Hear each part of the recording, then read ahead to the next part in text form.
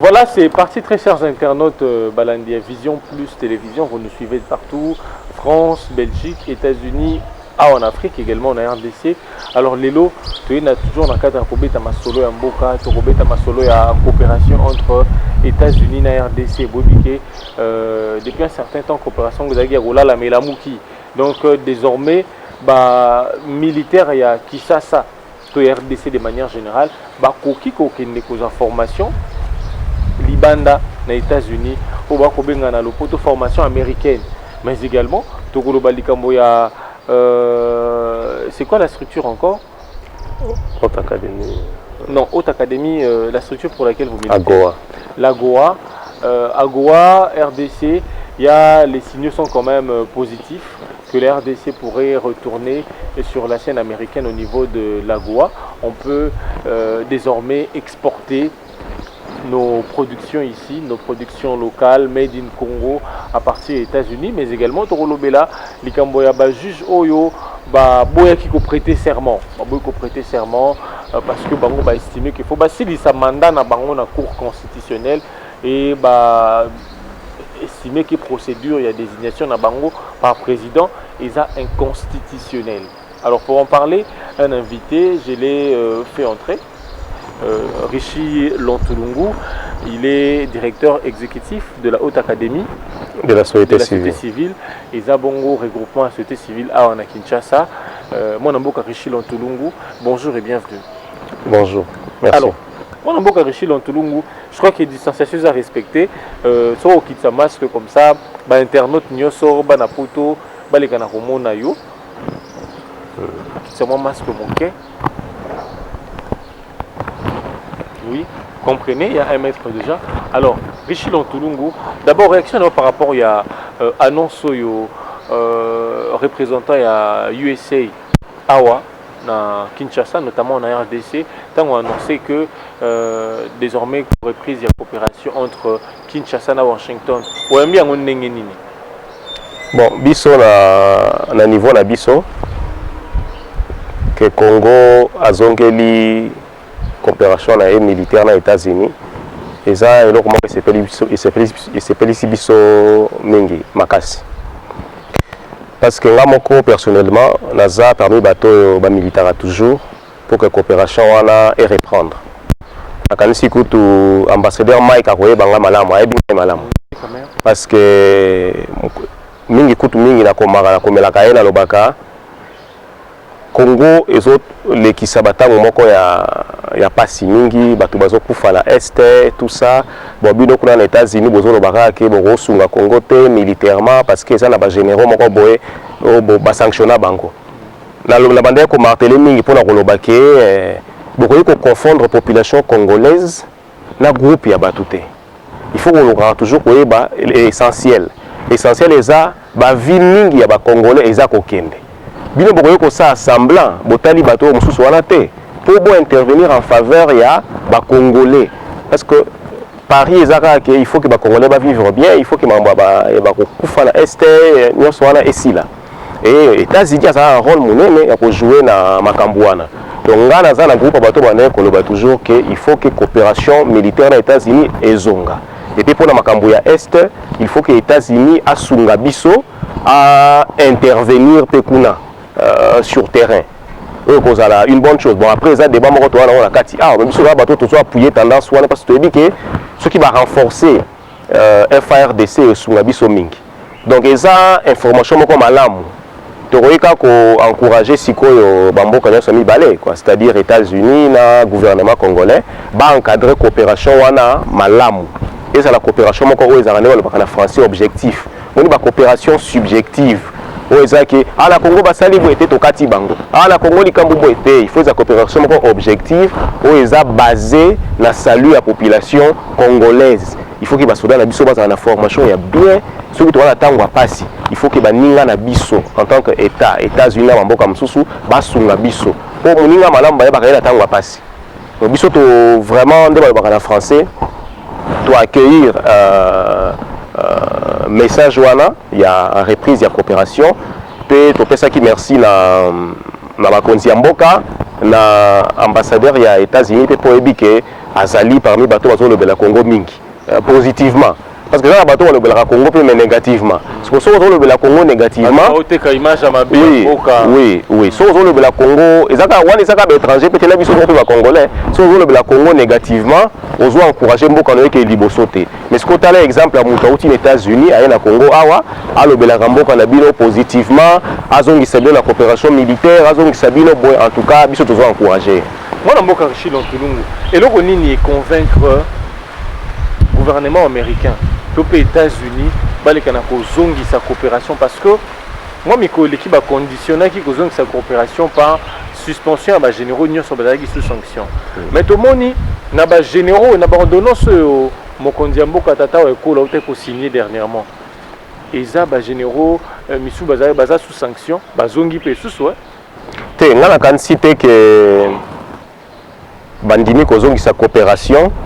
Pour balongoli ba généraux mosusu ou bien pour misusu batikali na kansi ke bandimi kozongi sa coopération parce que batali objectivité batali que congolais population aza ko confondre avec quelques têtes de janté ce qui vraiment lingara Congo mingi olingi mboka oyo ezala stable olingi osala ba affaire ya bien na Congo oza na intérêt que pesa na kati ya Congo.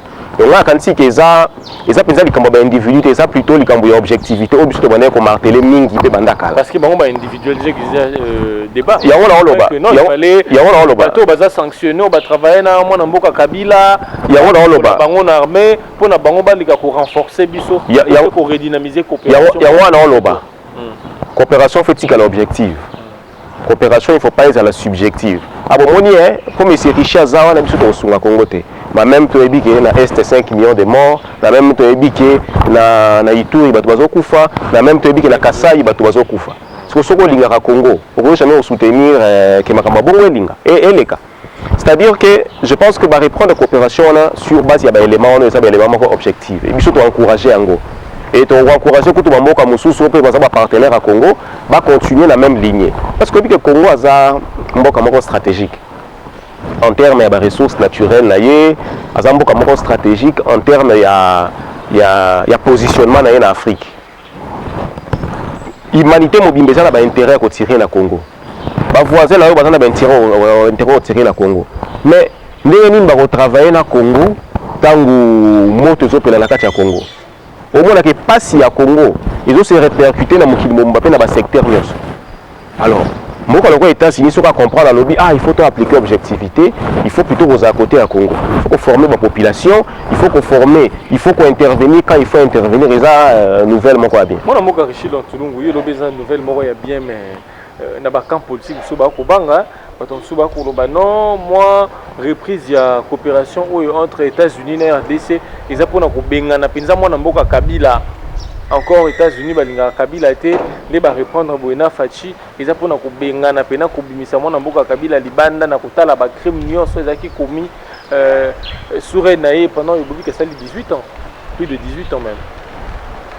Bon, on dit que est-ce que va répondre à la coopération pour na Kabila, je ne pense pas que ça bon. On dit que na Congo toi na mboka moko boy, ba tu ba interpréter makambo belé. Na Congo ko chadra ils bleu. Obisi ba teza bleu, muta bisi o teza vert. O musa le bité teza rouge. Mais pas ninga na pamba te. Toujours kendete. O musa bisi o teza rouge, o muta bisi il faut pas beaucoup philosopher. L'indimité que coopération est reprendre parce que bana pour ça va nuire mutu moko boy. Non, je ne pense pas. Et puis coopération est unilatéralité. Jamais États-Unis a reconnu na Congo aya kangi mutu akena na ces pays ou bien aya kangi mutu amemie na États-Unis. Ba intervention sur terrain la cadre de la coopération elle a toujours fait de route entre Bamboka Mibale. Donc ils ont débat un faux débat. Il y a tout ça fait dans Mboka état des droits. Oui. Le président Fachazu Sakana. Il y a un état des droits. Qui bakanyo na likambono salakala. Il y a wana. On peut ça fait vert. Il y a wana tolobi que c'est un faux débat.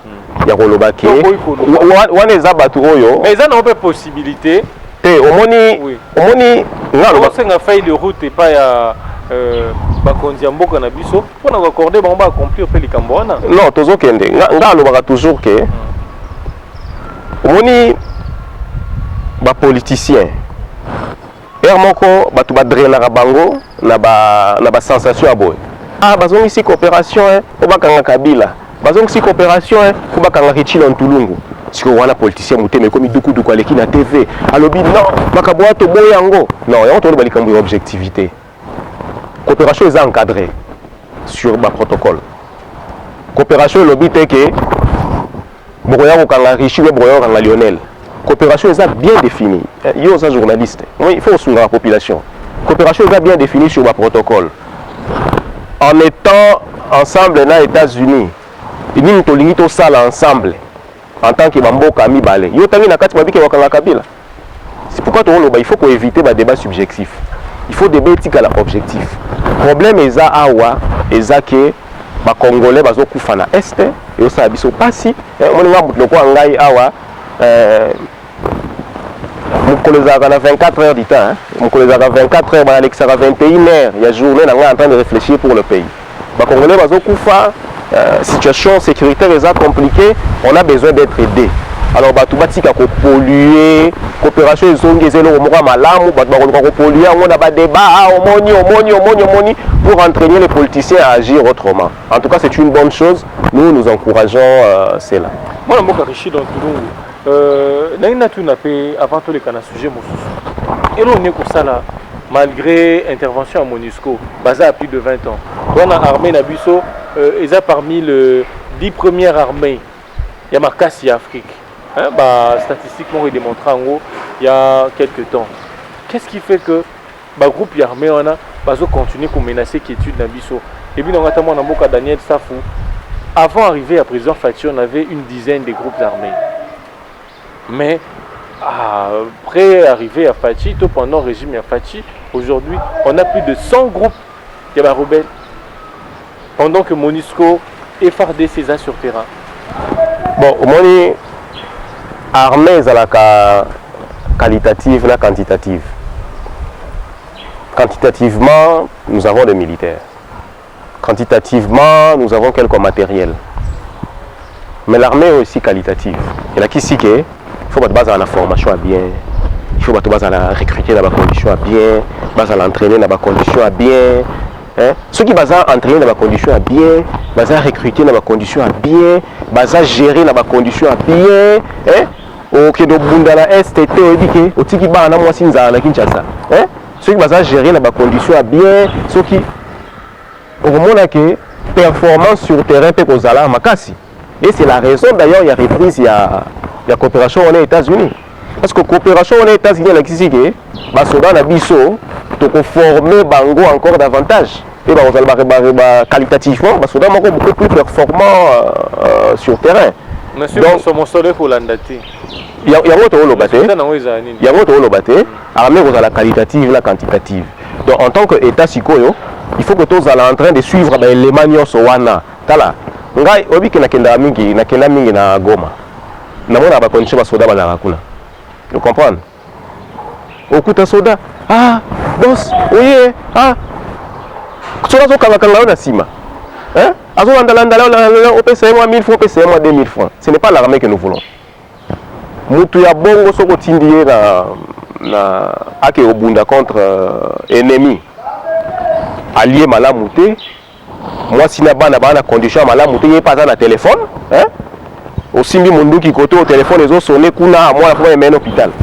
Au bout de malade donc il y a une grande part de responsabilité. Il y a biso en tant que pays, en tant que nation pour que l'armée soit la qualitative et quantitative. Et qualitativement, coopération et répond aux États-Unis ça déjà un plus.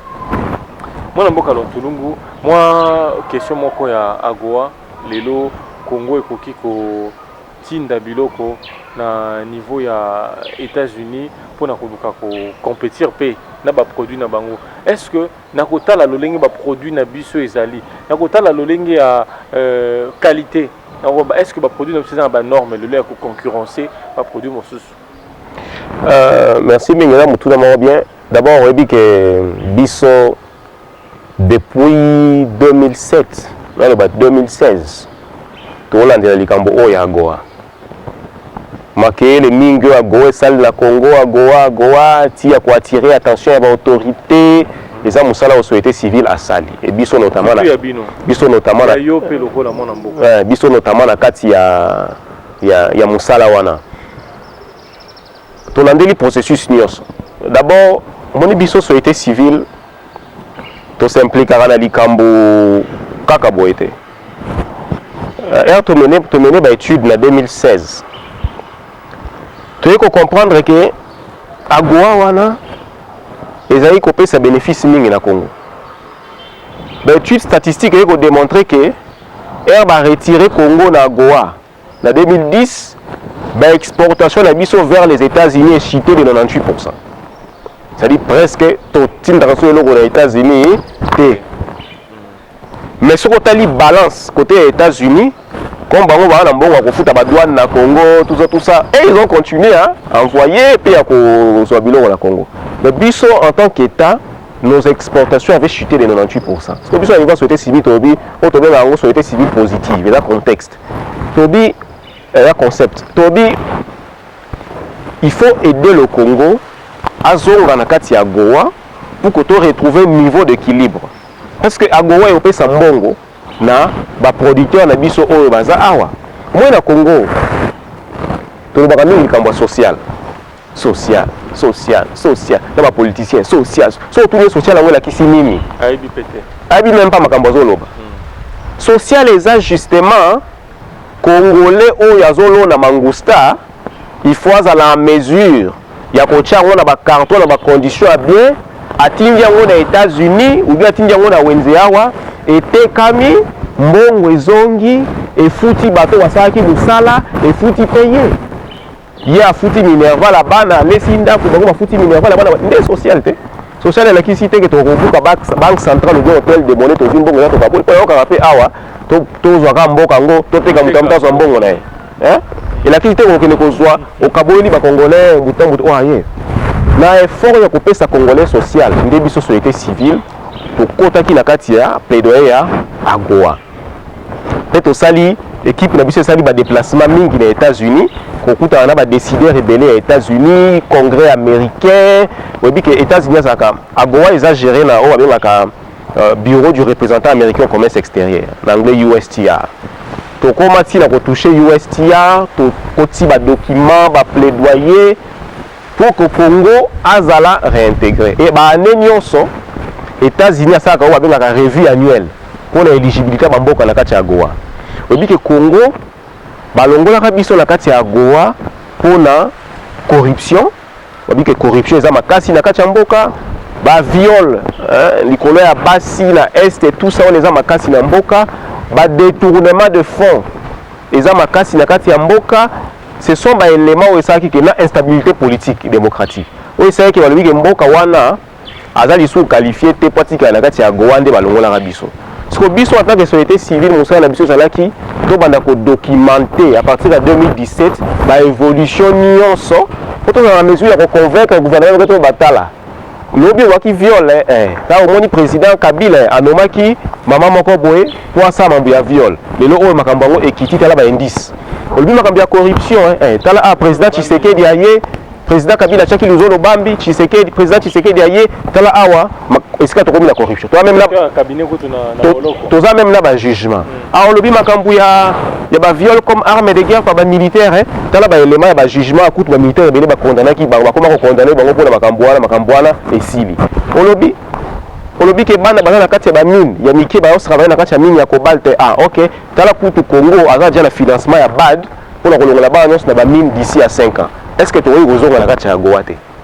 C'est le travail que la société civile a fait. Parce que motula na yo est-ce que ba produit na biso to wana ngo awa to kozala vraiment en mesure ya komemango na États-Unis na kala déjà Congo banda ko ba produit na États-Unis te melelo na tokende et ça na ba produit on a kala ezalaka déjà admissible na États-Unis loka ba mangousta na ba misusu là qui je pense 2 à 3 produits Congo banda ko tinda. Pourquoi? Parce que dans le cadre de AGOA il faut au moins il y a 6000 produits où ils ont listé dans la liste avec la GSP. Les produits ils ont des normes qualitatives et quantitatives. Présentation, qualité, santé, tout ça, tout cela requises. Tant que vous avez produire ce qu'on a Congo, vous se référer à la liste. Vous là, ok, tu as tinda, banana aux États-Unis. Ok, il fait ça dans la condition ni pose dans la Katiago. Oui, vous avez besoin de ça. Pas déjà vous n'êtes et ça que société civile a s'impliqué, Mozambique va s'impliquer Congo dans la Katiago. Après, les producteurs ont des locaux pour tirer profit na Goa. Il faut que Bazala entre pour ça va produire d'abord la compétitive et ça va produire mon bien. Va Congolais va ça combien aux États-Unis? Sur au Talikaka, sur Hollande Likaka, marché va Congo. Ils ont dit ça penza ça. C'est le cas. Bon moi aussi, il y a internet mais c'est ça on va là vous donner le on va y gabo. Sur la Liga marché va États-Unis. Ça combien? États-Unis ont marché mais plus de 200 millions. Parce qu'au côté, au salaire indice, il y a marché congolais pour les gens combien? C'est déjà bon, rebelle. On a des producteurs locaux congolais. Il faut pas mettre ça dans l'ordre. Locaux qui disent que ça Congo na Goa, le cas des gens y est, et ça va qualité ça va nini pour que produit en gros kende. Kende na OCC. Bateau a paysan, bateau ba lona kapena ba loni. Et singeli couper ça bon formation pour conserver ba produit mata ba conserver ngo banzela pesate mon na mboka richimo yangora lo bato ba ko biloko ebele ko pola na mboka parce que nzela ezate nzela balaka biso banzela ngo so tali y a pas à commenter. Oui wana so lo bana za ba défi na biso en internet ndela yebi ngote ndela yebi ga ki ya zo ngisibiso na kati ya Goa siko biso en tant que ba congolais. Il faut que la résolu pour que tout le monde défi wana nyonso wana. Ça va projet bien. Nous sommes champions en termes de projets. Donc ça la nzela et au banda awa ite kimbanseke. Nous sommes bons en projet. Mais en termes de concrétiser et salement que nzela no kanisi que non et le ngwa awa et que le Congo central le Kotibandu nous pona wana biloko. Très bien. Ya on lo baté. On ça va défi. Ils ont responsabilité nanga, ils ont la kati en tant que producteur. Ils ont responsabilité. Ils ont responsabilité nanga en tant que producteur. Il y a aussi un bilan de qualité bien. Ils ont responsabilité à l'État en tant que garant de la nation. À chaque condition en place. C'est-à-dire, n'est-ce pas pour retirer profit nango, l'État il faut s'impliquer, à améliorer les conditions à des dessertes. Les producteurs il faut s'impliquer. Comment ça va produire la qualité bien. Ceux qui marient à journée salami malam, comment bénéficier? Avantage est d'abord que Congo va nous dire na kati à Goa. Mais qu'est-ce qu'il faut pour que tu tires profit dans ma Kambouya à Goa? Qualité zandengeni. Dans le cadre de la société civile, en 2018, tu organises dans le cadre de la réseau de l'organisation société civile pour la Goa. Où ils ont dirigé par syndicat d'entraide chrétienne, tu organises une conférence forum sur la standardisation. Pour te donner des experts, il y a OCC, des experts, il y a ambassade des États-Unis, département de commerce, des experts, il y a Nini. Pour que tu aies ce que tu as Goa, la qualité faut ça ndenge nini, ba sa formation. Et ils avaient expliqué. Si vous projet ceux qui Congo a zongi na kati ya Goa, société civile il faut s'impliquer dans la sensibilisation. Ba formation belé, ba atelier belé. On dit que société civile, tout ça. Des problèmes yango wana. Omoni société élection nasi salano kama malonga penzo etali pour relever social à ba congolais ndé yangoyo nasi salano pour la kolobaki projet zake ce Congo va réintégrer société civile à se déployer pour que après ça va formation dans les producteurs pour que après ça a impliqué OCC pour que impliqué batu nyonso pour que va produire la standard c'est une norme ya à Goa. Si vous avez tout le lobby qui est bien beaucoup de FCC, tout ça, cash, tout ça. Bon, dialogue, consensus. Bon, on dit que société civile a organisé à 3 niveaux. Au moins à un niveau. Mais la société civile a organisé à 3 niveaux. La société civile a une organisation de base. Organisation de base eza ba ASBL, ba ONG. Na ba mission moko spécifique. ONG na ngai ezali mpona koappuyer ba agriculteur. ONG na ngai eza mpona kosala sensibilisation civique. ONG na ngai wana niveau de base ya société civile. Babenga yango ba organisation de base. Na niveau ya base wana soko okoki okutana na ba organisation nyonso mutu moto osala mosala na ye. Sikoyo à part niveau wana oza na deuxième niveau babengaka niveau ya ba réseau ya société civile. Réseau ya société civile ezali lisanga ya ba organisation de base wana oyo bazo militer pour eloko moko baza na vision moko eti bato baapuyaka baproducteur baagriculteur bayokani bobi tosangana tozala ensemble pour que baplaidoyer tozomene mpona baagriculteur ezala encore beaucoup plus efficace nde bakoforme babengaka réseau. Après baréseau wana oyo babengaka baplateforme ya société civile. Plateforme azali ensemble ya baréseau, regroupement ya baréseau. Ça signifie so wabi plateforme X, c'est une kati komona réseau ya bato ya agriculture, réseau ya bato ya banini, ya ba élection, réseau ya banini, réseau ya banini. Siko la ndenge eza organisé wana. Souvent yo koyoka makelele te pona bato baza à la base. Parce que l'objectif na bango eza spécifique. Makelele oyo kaka, eza na niveau ba réseau na ba plateforme. Yo ça na base. Tozo koma. Makelele oyo kaka, eza na niveau ya ba réseau, na niveau ya ba plateforme. Pourquoi? Parce que le réseau a mis en place pour que ame makaba plaidoyer pour na secteur na yewana mobimba ya agriculture. Ya quoi appuyer agriculteurs locaux. Ça signifie que au Congo kana Top Congo ou bien au Congo kana radio moko awa na Congo awa, Baroloba. Monsieur Richie Lontulungu, porte-parole il y a réseau à société civile d'appui aux agriculteurs. À lobby boy, l'État il faut appeler ça mort à l'agriculteur pour l'agriculteur qui est liboso. On est à niveau par réseau. Au Congo boy non.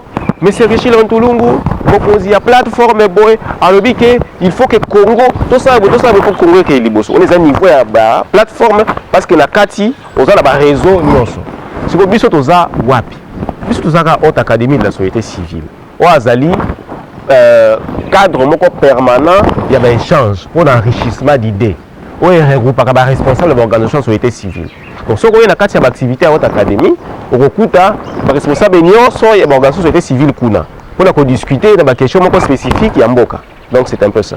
Moi, Mboka, tout le monde comprend à moi, Souka, tout le sujet, il y a un magistrat mi balé, après désignation na bango, topé nomination na bango, et pas il y a mon condi Mboka, tata ou ekolo, bango balobité, bango ba ok na cour ya cassation te.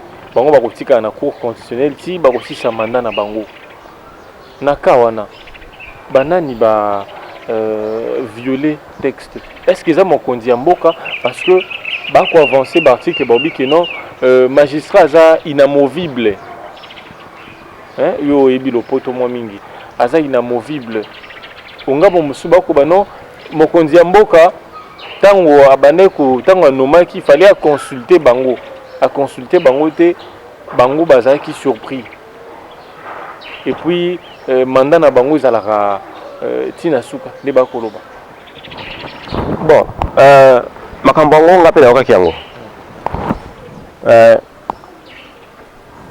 est-ce que mokonzi mboka a consulté ki bango te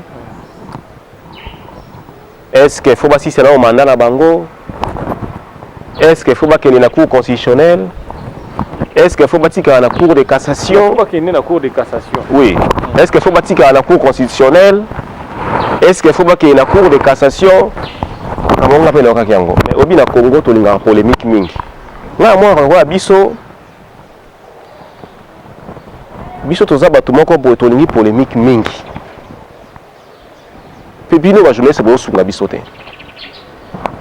Ngana na tunyo motuna likambu na tunyo motuna pa na yeba parce que za moto maele soki to ko consulter bino to s'estima to ke pa moto aza na sagesse aza na boanya aza maele to kende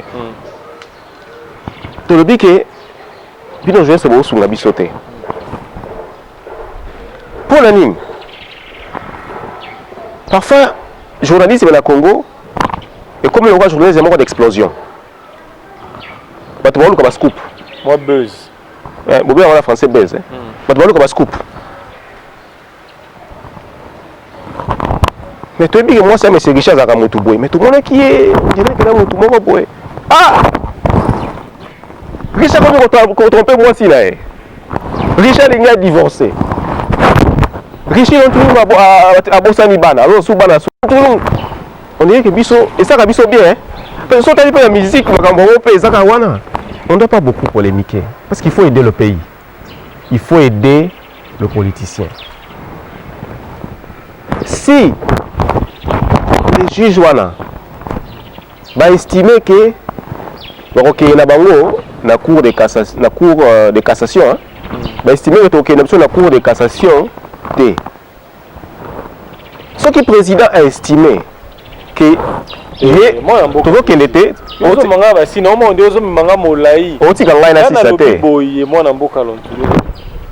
président de la République, Tata Ekolo, garant de la nation, a nommé, a signé ordonnance. Magistrat Boya. Place dans le Sabino, il faut bosunga biso. Pour tika ngata si sate. Omoni ngaza ka mutu moko boye. Na lingaka ba réponse directe le roi la question pour un champion. Pour philosopher nan. Quelle est la capitale du Congo? Kinshasa.